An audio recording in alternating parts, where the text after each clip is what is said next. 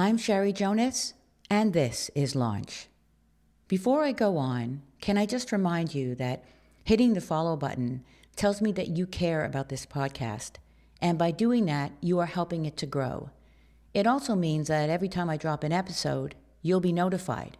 I think that makes it a win-win for both of us. This episode is short, but it is such a special one, and when I'm done, you'll know why.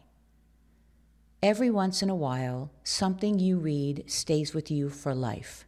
For me, it was a newspaper article from 1985 called Words of Wisdom from Troubled Youth. It left such a mark on me that I promised myself I would keep it forever.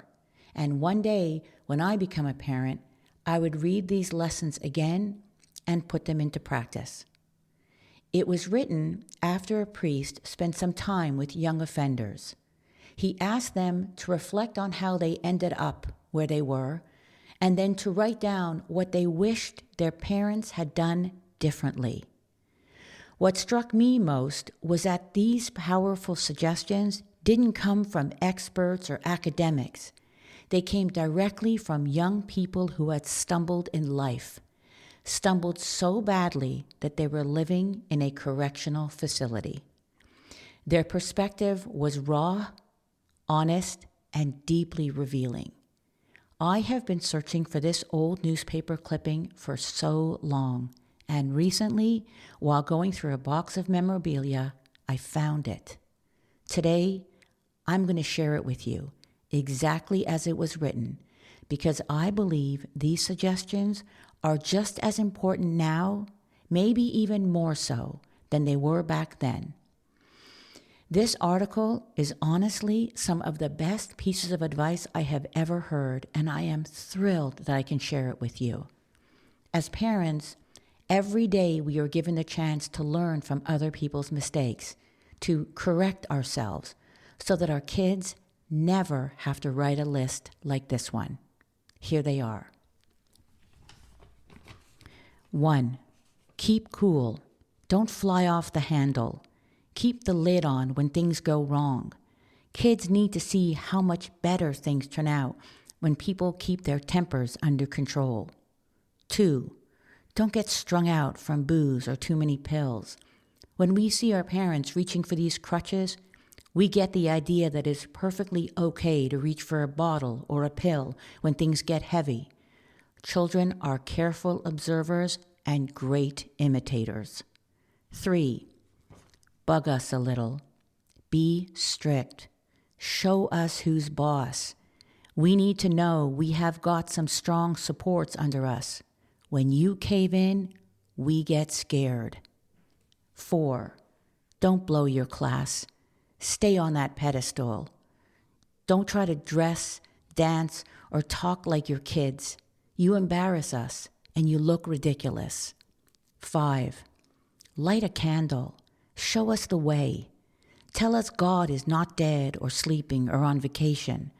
We need to believe in something bigger than ourselves. 6. Scare the hell out of us. If you catch us lying, stealing, or being cruel, get tough. Let us know why what we did was wrong.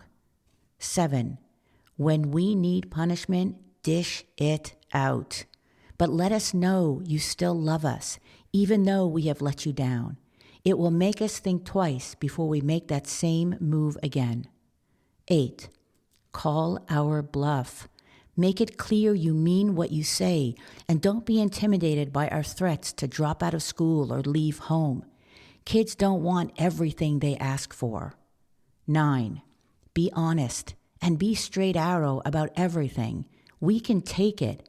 Lukewarm answers make us uneasy. We can smell uncertainty a mile away. 10. Praise us when we deserve it. If you give us a few compliments once in a while, we will be able to accept criticism a lot easier.